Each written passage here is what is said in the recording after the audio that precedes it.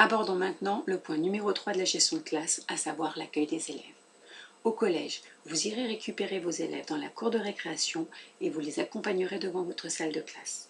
Au lycée, c'est un petit peu différent, puisqu'en général, dès que la sonnerie retentit, les élèves viennent naturellement se masser devant votre porte.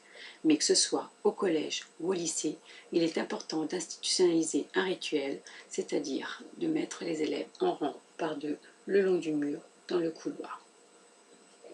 Deux avantages à cela.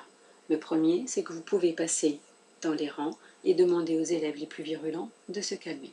Deuxième point, le fait que les élèves soient conditionnés à se ranger. Le jour d'une alerte incendie, ils se mettront automatiquement en rang d'oignon et pour les compter, ce sera beaucoup plus simple pour vous. Alors, en rang. Mais où dois-je me positionner en tant qu'enseignante pour pouvoir faire entrer mes élèves dans ma salle de classe? Si vous ouvrez la porte et que vous pénétrez la première, vous vous dirigez vers votre bureau et vous laissez rentrer les élèves à la suite, vous pouvez être sûr que vous allez avoir un engorgement à cet endroit-là. Ce n'est pas la bonne tactique, et encore moins au collège, puisque les élèves sont très joueurs et pour peu qu'ils aient des cartables sur le dos, ils adorent s'amuser à se tirer le cartable ou à se bousculer.